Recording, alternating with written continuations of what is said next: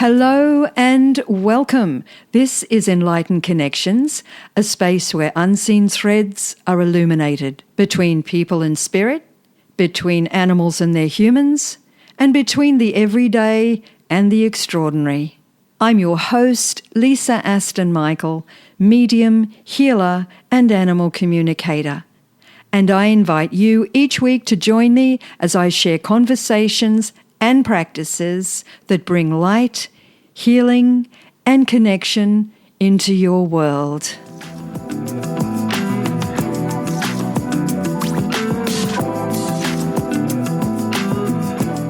Welcome. Today I am thrilled to welcome Michelle Wollaston to the show.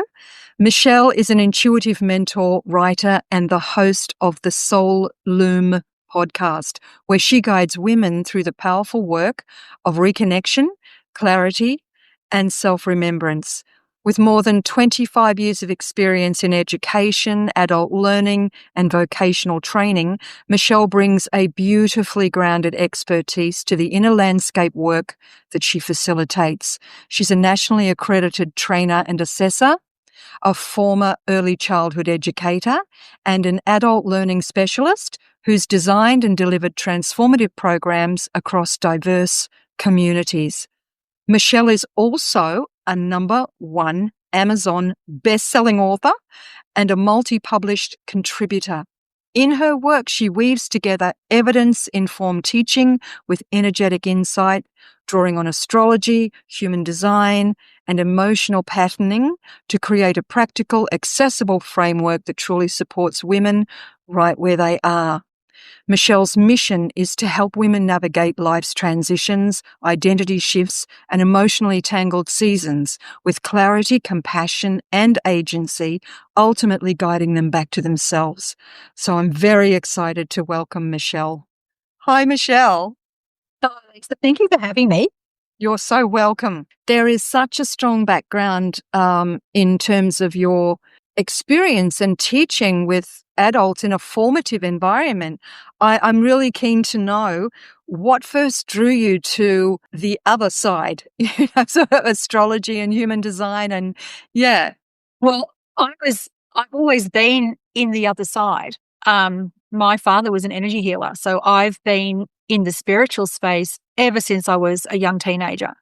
So I sort of didn't come to it in any great sort of midlife awakening. It's always been a part of who I am and what I believed. And then I came back to my practice in a much more consistent way through my own midlife experiences. So, leaving a relationship, having to become independent again in my 50s, probably reinvented my spirituality again. And then through that process, I just delved into all sorts of things that at the time interested me. And I actually had a natal chart reading for myself, and the accuracy of the energy around that just blew me away.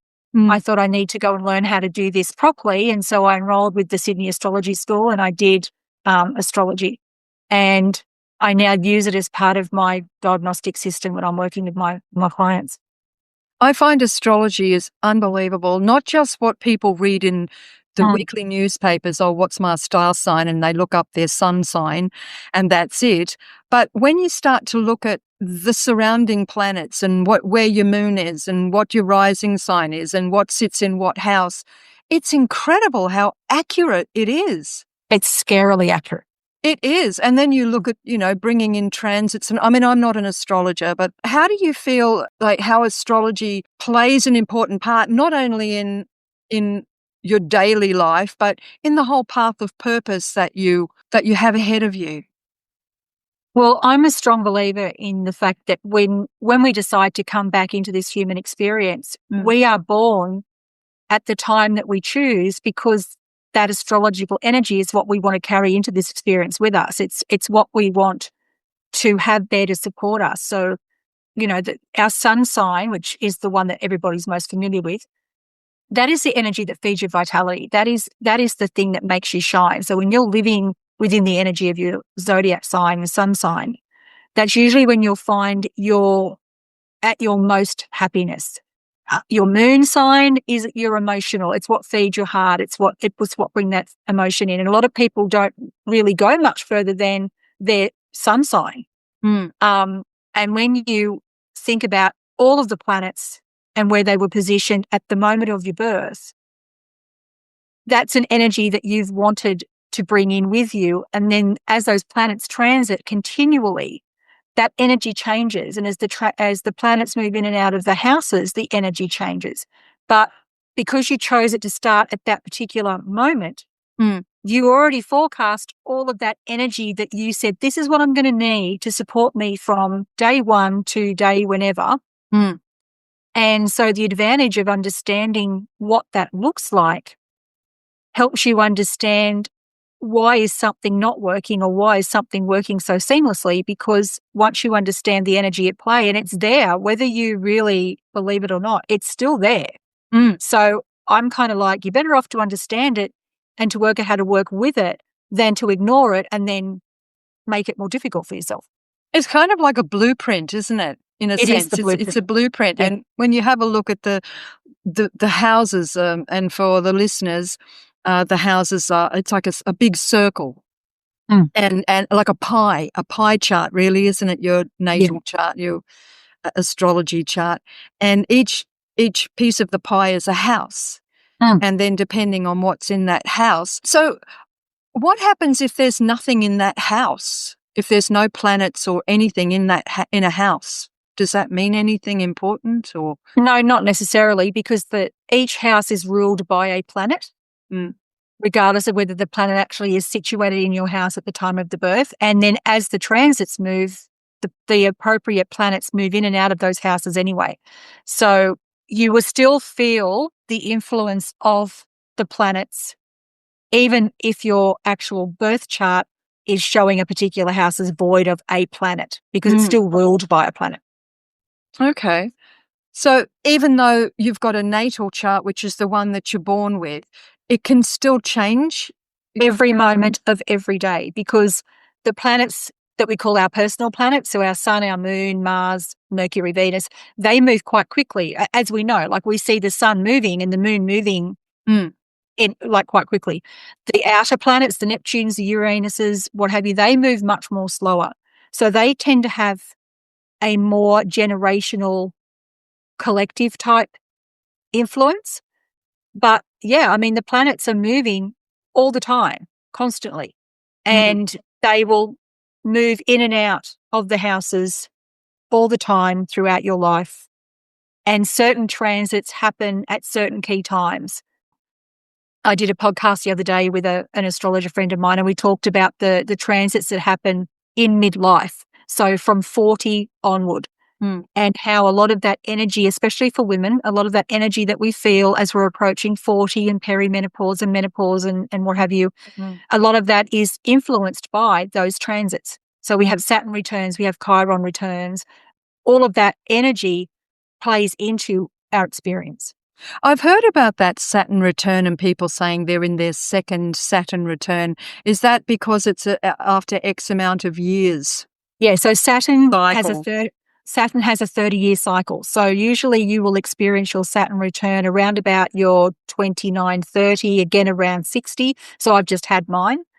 And Saturn rules Capricorn. So I'm a Capricorn. So my sun sign is all about dependability and responsibility and structure. And that's sort of what feeds me.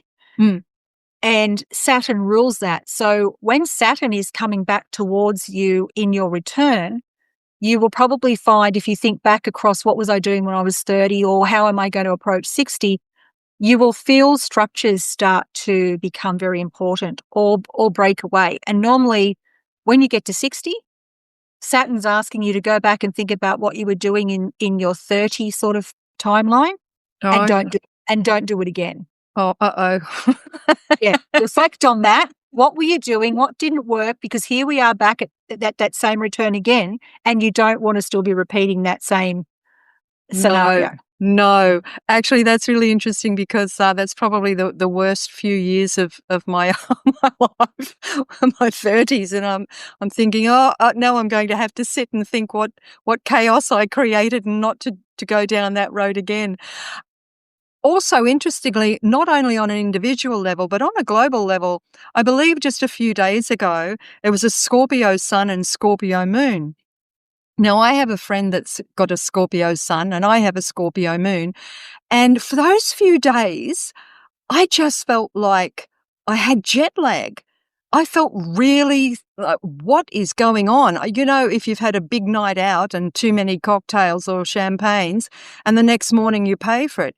That was the feeling I had, only the downside was I hadn't been out and I hadn't got any champagne or cocktails. I just had the hangover. It was brutal. So how does that affect everybody? It was a strong one this time because the moon was in Scorpio, but we're also in a Mercury retrograde. And so Mercury retrograde will always ask you to stop and slow down and consider what you're doing. So to have that energy influencing the Scorpio moon was kind of like everyone just needs to stop and just breathe. And those new and full moons can have that energy effect on you. Full moons, you'll often find, especially in the 2 or 3 days leading up, can make people feel quite lethargic, uncertain. Often you'll have trouble sleeping because if you're particularly influenced by the energy, you can notice that happen. I mean, we've all seen children at certain times go crazy. I used to track the full moon, and I could tell when my kids were coming up to a phase where it was a full moon because I felt their energy shift. So, yeah, the moons can have big influences. And, of course, then depending on what sign they fall into, because Scorpio is a sign that is it's a sign that asks you to really think and to deep dive. And so it can be exhausting because you may find that things that are playing in your space, you may then suddenly be overthinking that because that's a Scorpio energy. I have Neptune in Scorpio, which means, oh my gosh, it's all water, water, water. And I think for people, maybe for people that are water signs, that what happens with the moon affects people with water signs, with more water in their chart. And the moon's ruled by Cancer. So it's, and that's, the moon always is about our emotions. So yeah, so if you're a water sign and you're in a moon which is very watery as far as whatever energy it's bringing in, you may suddenly think, why am I so emotional? Or why did I cry over that? That's ridiculous. Or why did I get so upset? Even just having that really basic understanding. And I mean, it's easy to have today. All you have to do is Google. Just Google new moon or full moon on this date, what sign is it in? And you will get enough information to be able to sit back and go, oh, okay, maybe that's why I feel like that. I'm not going to do this, or I'm not going to start that, or I'm going to rest more because my energy feels like it's being affected. So, even the basic understanding helps you navigate it better. Yeah, and can you actually make decisions in your life? Like, do you make decisions based on where your planets are or what your sign is and what have you? Does that help? Some people do. Some very passionate astrologers will not do anything without consulting their chart every single day. I tend to live more intuitively, so I don't tend to do that. But I'm also very aware that if there's certain astrological things occurring, such as a moon phase, or I may then be going, oh, okay, what's going on? Maybe that's why I feel it. But I tend to feel the energy more intuitively and probably just naturally adjust from doing it for so long. And it gives you probably a better understanding of yourself and why you're feeling that way, or why that particular job isn't really working for you because you're not geared for that job, or you're not that type of personality, or something else is better for you to do, or a path to follow. Oh, always. I mean, even if you don't think about it from an astrological perspective, another thing that I talk about endlessly is that we have a comfort meter. And that intuition that says to you, I don't want to do this anymore, that is something you need to listen to. So if you're in If you're in spaces where you're highly emotional, you get upset, you don't want to go, you don't want to be there, for instance, a workplace, you might get to a point in your life where you're like, I don't like this job anymore. It isn't working for me. So it starts off with just that little bit of, disgruntlement. Yeah. And then that's usually the first sign that it's because it's done its course and it's time for you to pivot and move to somewhere else. And when you don't listen to that, you will find that those subtle feelings will get louder. And then something will happen at work that will annoy you, or something will be said to you, or they'll put more work pressure on you, and then you'll start to feel that even more. And that's because the universe is saying, you're not hearing us, we're going to make it louder. And then when you don't listen, that's when your body starts to respond. And that's when you start finding that you don't feel well and you don't want to go to work. You're lethargic, you're emotional, you're fatigued, you're taking sick days more often than you used to. Like, it's how loud does it need to get? And I will say to people all the time, listen to that. Life is not meant to be like that. Life is meant to be easy and calm and evolutionary. The minute things come in that are, and it could be that something was perfectly wonderful 6 months ago and now it's a nightmare. That's because you've come to a phase in that particular experience where you're not meant to be there anymore. There's this wonderful opportunity just waiting over here. But until you make space for that by making a decision, and a lot of that is because fear is stopping you from making the decision, and that's a bigger evolutionary thing from a soul perspective. Once you're brave enough to make that decision, the universe goes, yay, you, fist pump, here's your new opportunity. So yeah, that intuitive understanding of what's happening to you internally and externally is a huge thing. Even if you just learn to work with that, that's a huge thing to be able to do. And trusting it too. But I like what you said. Fear's a huge thing because, we've been in this culture, we've been programmed to follow the breadcrumbs and not follow our own guidance and our own intuition and what's best for us. But I feel that you have this feeling inside yourself when something is wrong, but it's that courage that it takes sometimes for whatever reasons, isn't it? It could be financial. It could be, I don't know what I want to do. I just know I don't want to do this. I know this isn't working for me, but I don't really know what else is out there. What do you say, if someone comes to you for your mentorship and guidance and says, I'm so unhappy in my life, things just aren't working, I hate my job, I'm unhappy in my relationship, but I just can't see anything in front of me? Well, what would you encourage them to do? What I normally find is, and I primarily work with women, but this works for men as well, but in my experience, I work with women. I normally find that when we get to that stage in life where a lot of that's happening, there's a lot of noise that surrounds us. And it's normally that midlife phase where we're suddenly partners, mothers, daughters, carers, workers, or employers. As women, we have a lot going on. And all of that noise tends to shut that intuitive feeling out, or we push it away because we're too busy to deal with it. So usually when I'm working with someone, and hopefully it's not in every aspect of their life, but even if it is, it's sort of working out where can you start to just put that first boundary in place that allows you to start turning the noise down. Because until you turn the noise down and you take some of that expectation away from you and put it onto other people, your situation won't change. That's why there's all this noise, because you're allowing all of this stuff that isn't serving you to take over.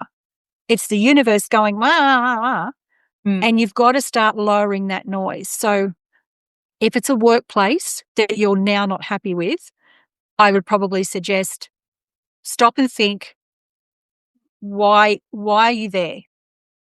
And if you're there because, well, I need a job, I need the money, whatever. Okay, so if you were to leave, worst case scenario. Or start looking. If it's a person, have a conversation. If you can't have a conversation with the person, have a conversation with the HR person.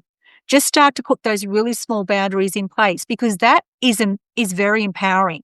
The minute you can do that for yourself, it kind of empowers you to go, okay, well, that happened and it actually worked for me. It wasn't that scary. I've seen a change happen, which has now made it more bearable. Now what can I do? And in a relationship situation, if it's a significant other that you're not satisfied, comfortable with anymore, what's the boundary you can put in place? What's the conversation you may have to have? And it might just be one little sentence, one little seed that you plant. It could be that you're exhausted and you're living in a house where everybody's expecting you to do it. Well, okay, put a boundary in place. Start telling your children, you need to do this. You need to pack a dishwasher. You need to do a load of washing. You need to organise tea tonight. I'm not doing it. It doesn't have to be a huge, great, big, explosive experience.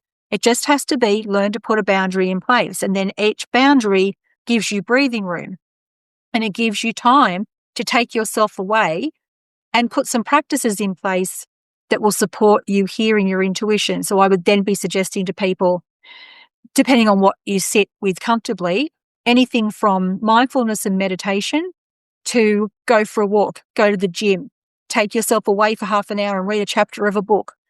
Whatever it is that you need to do to remove yourself and give yourself time back, because that's when you hear yourself. Beautiful. And you can also weave that into what we were talking about with the astrology. You can then come back and say, well, look, maybe these things aren't right for you because let's have a look at this.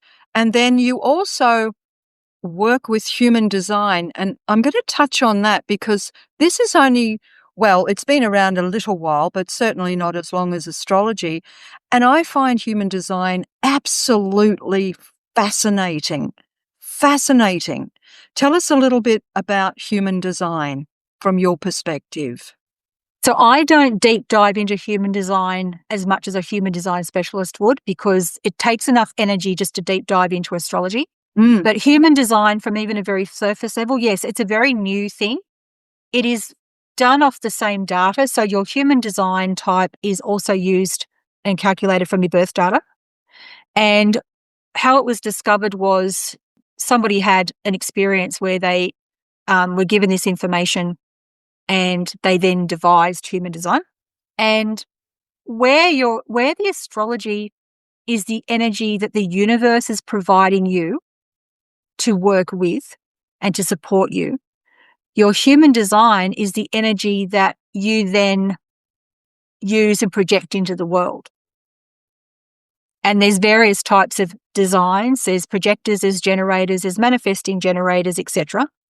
And once you know your design type, you can then see why you do things or think the way you do or manage yourself the way you do.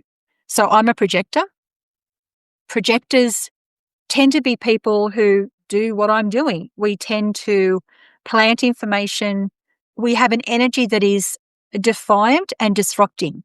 So I tend to put information out there that's going to make you stop and think, because I want you to stop and think, and I want you to think that maybe I can do something better. Maybe this is not the way it's supposed to be. I also am not a person who should go out and ask for what I want. So from a business perspective, I provide the information, I let myself be seen, and then I wait for people to come to me and go, hey, I would like you to help me with this. If I market myself in a different way, it won't work because that's not what my energy is designed to do. So by being able to look at someone's human design type, I can say to them, well, this is actually your design type. This is how you should lead. And this is how you should speak. And this is how you should think about how to manage a situation or manage a conversation. And it means that you're not out there pushing against something that's not working for you once you understand how you're meant to approach things. Yeah, because this day and age, if you're trying to get a business off the ground or if you're wanting to, do some promotional marketing, everything is about push, push, push, push. Get out there, be on every social media platform, do everything that you can, post every day, do this, do that, leads, call to action, 1,000 billion things. And it doesn't work for everybody. And I think some people can be intensely overwhelmed, like as you say, the projector, intensely overwhelmed at doing that. So it doesn't work. For others it does, but for projectors, as you say, that'll just cruel you. And my understanding, which is not vast, but my understanding also of projectors is that projectors work in waves. You work in waves. You have days where something seems like a good idea, and the next day it's not a good idea. So for you, the mantra of the projector is to sleep on it, because you might commit to something in that moment out of excitement, and the next day you wake up and think, oh, I really wish I hadn't have done that. I don't want to do that. So sleeping on it is a good thing for you. It's a projector. That's right. So if I discovered that somebody was a projector and they were just madly running out and just trying everything, and I'd be like, well, no, hang on a minute. That's actually not what you should do. You actually should get your idea, trust your idea, take time to let that idea sit and settle, see what else comes to you, and then talk about it. Put it out there and then see what happens. Whereas if someone's a generator, I'm going to go, well, you're a trial and error person. You're just going to throw it at everything and you learn through, did it work? It didn't work. I'm going to do it like they like to be having 1,000 things happening at the one time. So if I'm a projector and I'm doing a generator, I'm going to be exhausted because I can't function like that. Yes. I tell you what else I find interesting. For example, how would you balance this? I'm a projector like you, but I'm also an Aries rising. So, so it's like this part is going, you have to wait. And this part's going, come on, let's do it. Go, go, go, go. It's such a conflict all the time. Do you find that with, what happens there if you're a manifesting generator or a generator in your human design, but your rising sign might be Cancer, which is not pushy. What? No. So they conflict like that. Yeah, you really have to break it down because one is the energy of support and one is the energy of output. So as a projector, your Aries energy and it's your rising sign. So all through your chart, you're going to have that Aries flavor of going at everything like a ram at a gate. And it's in Mars. It's in Mars as well. Yeah. So you inherently, regardless of where your chart is or what you're doing, you have this inherent want to just go, oh, that's a good idea. It's a bit bright lights. Shiny things. Yeah. So that energy is there to support you in what you do. It's so that you have the trust to go, you know what? I'm just going to go for it. I'm just going to try it. But that projector energy is that when you try it, you do it from a projection space. So you don't then market it or go at it like an Aries. You go at it like a projector. So you go, okay, I've had the great ideas. Now I'm going to sit down. I'm going to put them out there with the projector energy, not the trial and error energy. And you intertwine both astrology and human design into what you call the soul map, which is what you offer one-on-one for people. So tell us a little bit more about the soul map. So what I do is when I have someone come to me, regardless of why they've come to me, the first thing I will do is get their natal data. And a lot of people will say, oh, but I don't know what time I was born. Well, we try to narrow that down as much as we possibly can through a series of questions of mothers and aunties and whatever we can remember from other people at the time. Mm-hmm. I will take that data and I will immediately generate their birth chart, their progressed moon, and their human design, because that gives me the information of who they are, what they came in here with.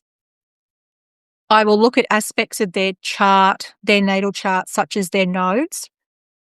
So your north and south node is an aspect within a chart, and it is the karmic lesson that you've brought in that you want to move away from. So your south node is the thing that you'll find is your repeating lessons. It's the thing that you've done before, in lifetimes before, and this time you want to go, I don't want to do it this time. Your north node, which is exactly opposite, is where you want to be this time. It's where you want to push away from that comfort zone and you want to challenge that karmic story. So I look at the nodes and I look at their Chiron, because Chiron is the asteroid. It's called the wounded healer. And that is the wound that you've chosen to bring into this experience that you want to heal.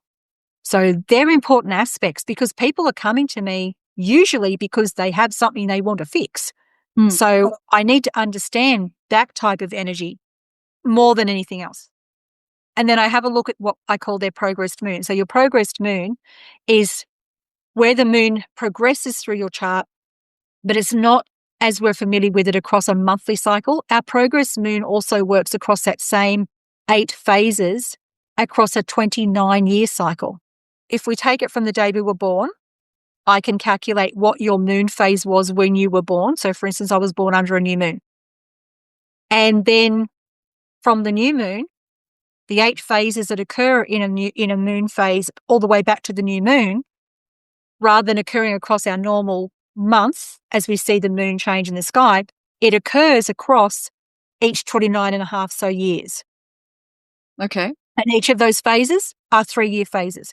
So if you come to me and you say, oh, I'm trying to start a business and I don't understand why all the connections I'm making are falling over, and I look at your chart and you're in a balsamic moon, I'm like, well, no, not yet. You're not there yet.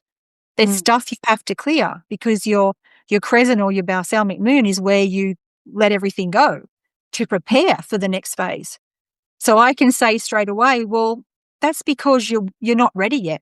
There's stuff you need to change or let go of. And it could be, for instance, you might be in a job that you don't like, and over here you're trying madly to start a side hustle to allow you to leave that job, and you're wondering why it's not working. It's because you haven't dealt with what you need to let go of first. You haven't made the space to be planting the seeds. You're not quite there yet. So I look at all of that information, and then out of that, I prepare what I call a soul map report, which says to the person, this is what you came in with. These are the key things that you are wanting to experience in this lifetime. This is where your moon is sitting. This is what your human design type is. And then normally by the time I get in front of them face to face, before they've even told me what their thing is that they want help with, I've already got an inkling for it. And intuitively, because I'm looking at their chart, I'm getting an intuitive feeling, because how that works is that their higher self and their spirit guides are already talking to my higher self and my spirit guide, and I'm starting to get a feel for what their issue is. And I have a questionnaire. I ask some other questions like, what are you going through? Why have you come to me, etc. But it just allows a lot of that shortcut to happen so that when I'm actually then face to face, I can just cut to the chase and go, okay, while you're here, this is why it's happening. How about we implement this?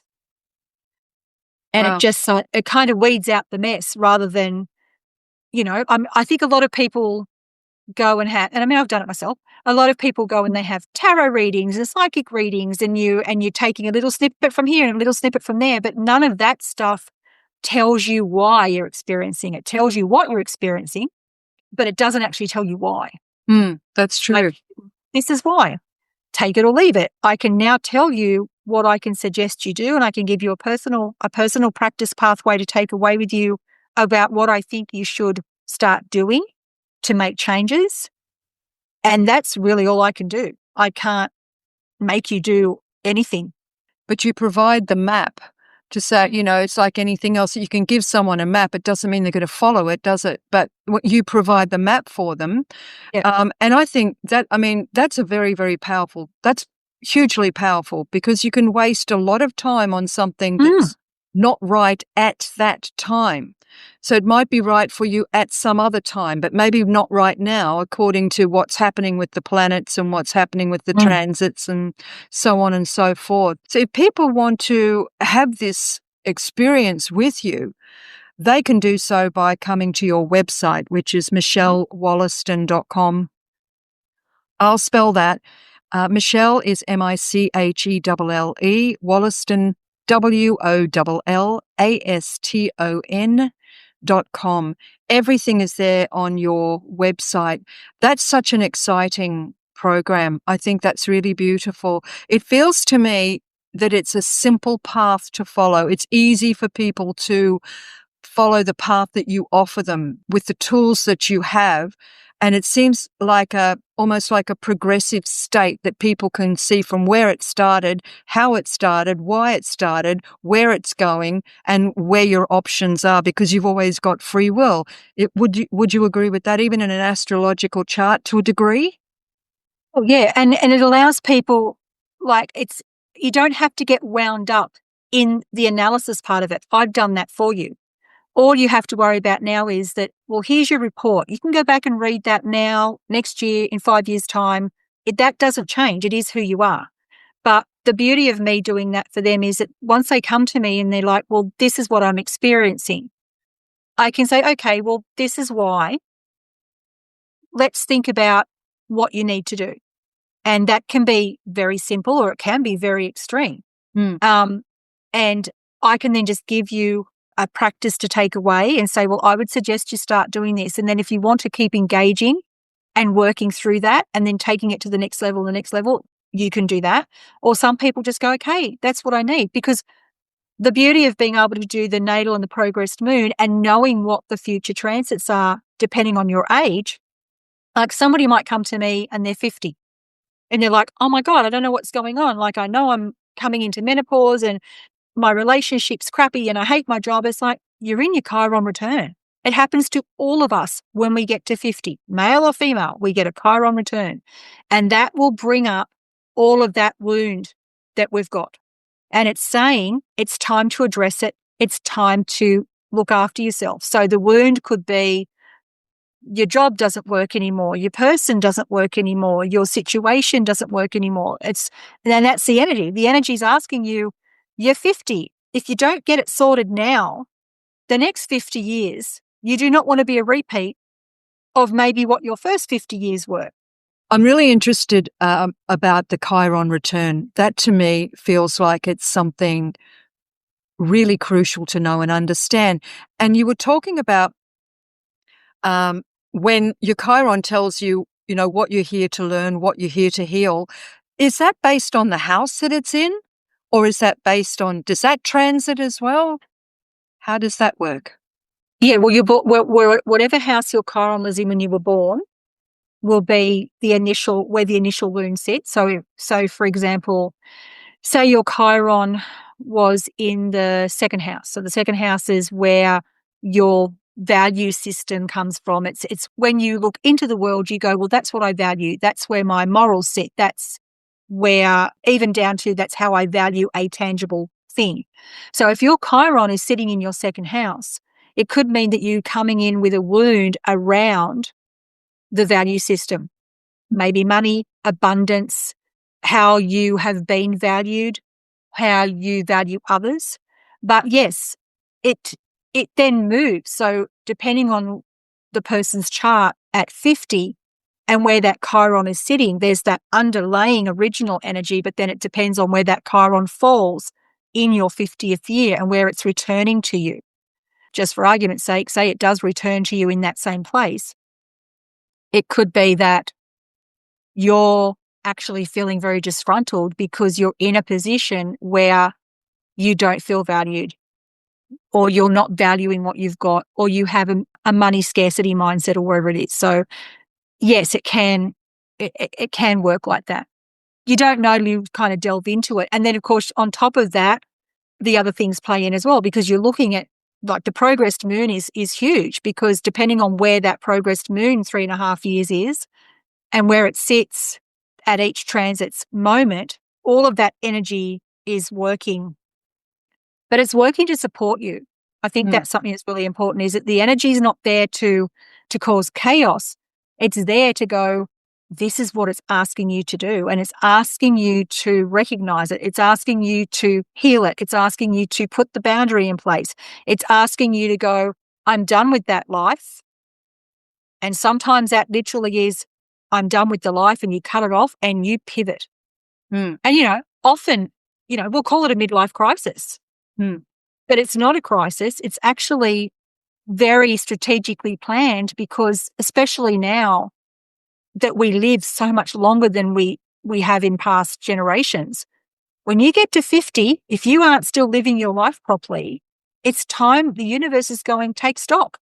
This is your midway point. It's your time to stop and look at your life and go, okay, what do I need to let go and what do I want to bring in and what do I want the next phase to look like? Absolutely. I know when I got to 50, that is when I started to find myself saying, oh, I'm not doing that anymore. And no, you're not going to speak to me like that. And no, I'm over this job. I'm out. Like I got very, very that way inclined. And of course, now when I look back on it in hindsight, understanding all of this, I go, oh, okay, well then that's why.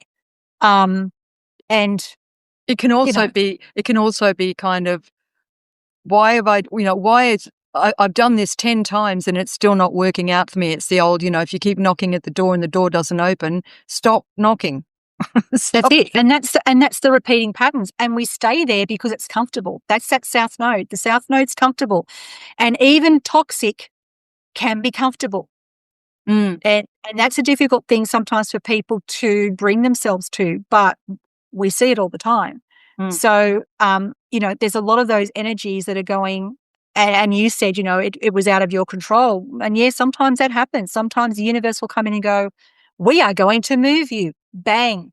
And then when you look back on it, you're like, if that hadn't happened, I wouldn't be here. Oh, absolutely. 100%. 100%. Took 3 years to grieve that first half of my life, saying goodbye to that. 3 years. I had no intentions of leaving it, but the universe had another intention. And it would have been interesting to know about a chart then and what was happening back in those days, but that wasn't what happened. So, Michelle, I just want to guide people back to your soul map and back to you, because I feel that there's so much going on in the times that we're in right now. We're in massive upheaval, not only as a collective, but as individuals, where you can call it ascension or transmutation or whatever the saying is at the moment. There's a gazillion expressions going around, but it's a time of massive change and a lot of truth is emerging, a lot of 10 pins are falling. There's a lot going on. And I think it's really good at this time in our human history to tap into what the ancient guidelines for us are, which is essentially astrology. And even though human design is the new kid on the block, interweave that with astrology, and you've got a really beautiful blueprint. And I think that's a fantastic tool for people to have at this time. I think it's important too that just the way that our external world works, everything is so media-based and social media-based that we spend a lot of time looking out at what's happening around us. It's really important not to take it on. It's happening around you. It's not happening for you. And even though there are certain situations in the world at the moment where, yes, people are in situations where they're having to navigate very sensitive events, political wars, whatever's happening. You chose to be in that place for your own soul evolution. You chose that environment to make you evolve, to make you stronger. So the important thing to remember when you're in those situations is, as bad as it is, you have to try to only take on the part that is yours to carry. And that is not an easy thing to do. And I've worked with some people in the States over the last sort of 18 months, and I'm having that conversation all the time. Turn the TV off. Do not read the newspapers. It is clickbait. And just breathe. Because what will happen for you from this will happen whether you worry about it or not. You chose to be there for a reason. Don't escalate it by throwing yourself into it 24/7, because it's not a factual thing. And that's one of the things that I think knowing the person's blueprint helps me explain to them, in that this is what you're here to do. That external energy is part of that lesson. You just have to learn what part of it to take on, and the rest of it you just let go. Be more of the observer than allowing it to become part of you when it doesn't belong to you.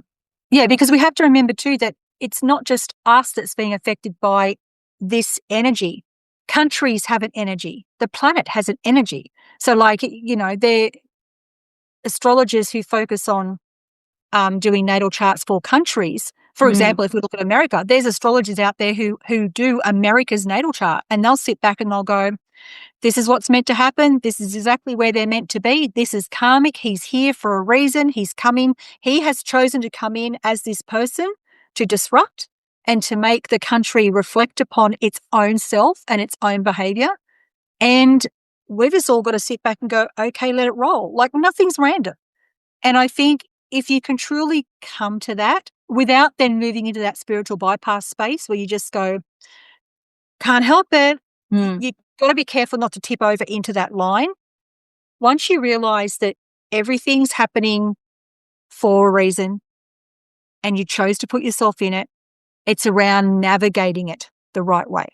And finding that fine line between what you can do, I guess, in a nutshell, make your world a better place, but also not to let it become you. Social media's smashing us. And if we have a business, it's pretty difficult to not grow your work or grow your business unless you are involved with social media. So you've got to be quite strict with yourself, don't you, to just focus on the formula behind social media. That's how the social media animal works. So yeah, it's about learning to become very discerning around what floats in and out of your feed and what is reliable, unbiased opinion and what isn't. So I'm like you. I don't watch the news anymore.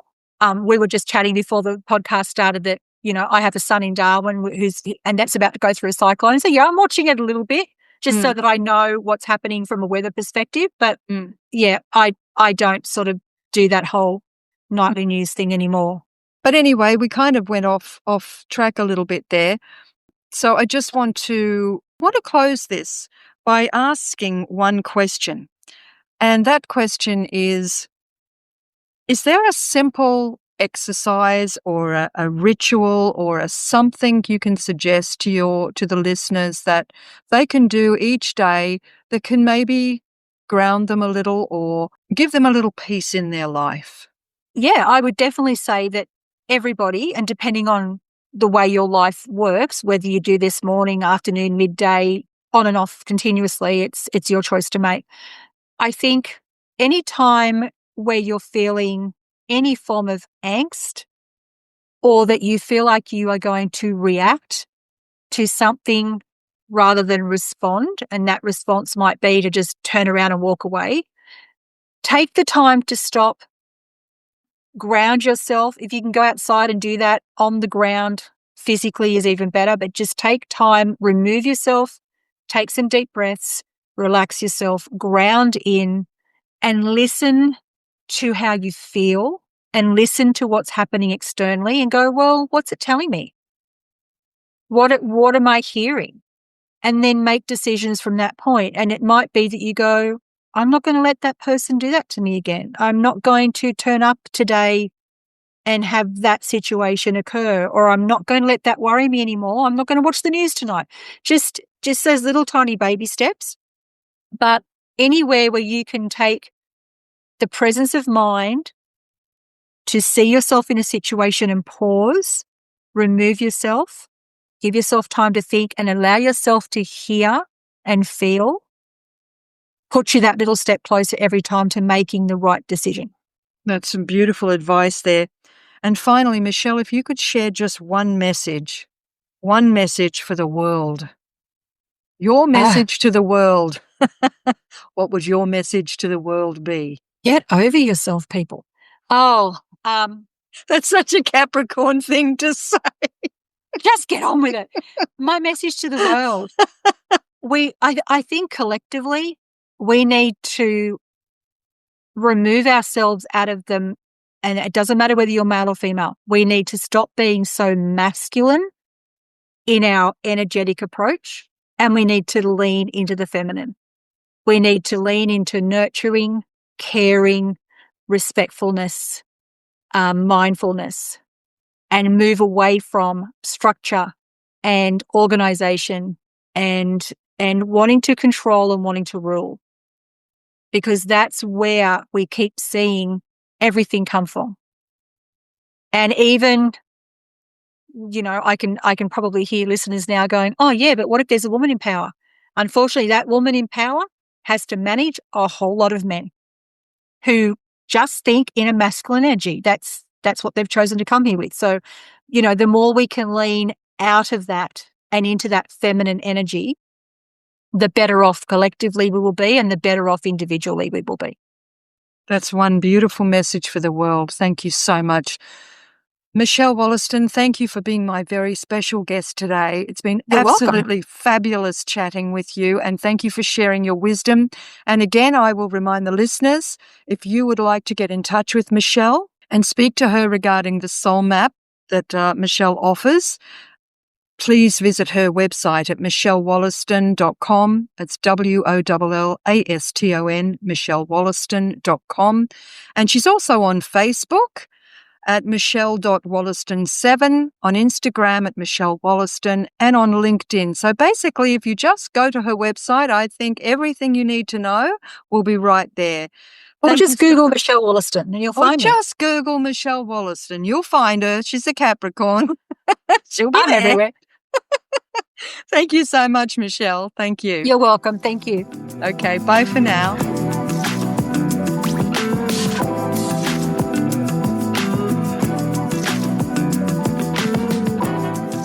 Thank you so much for being here and tuning into Enlightened Connections. I truly hope today's episode offered you something to reflect on, expand into, or feel more deeply connected to, whether within yourself or with the animals and spirit world around you. If you enjoyed this conversation, please follow or subscribe to the show and share it with someone you feel may benefit from it as well. It's one of the most supportive ways you can help this podcast reach more hearts, more homes, and more animal lovers. And if you'd like to stay connected in between episodes, come join me inside the Enlightened Connections podcast Facebook community. I'd absolutely love to have you there.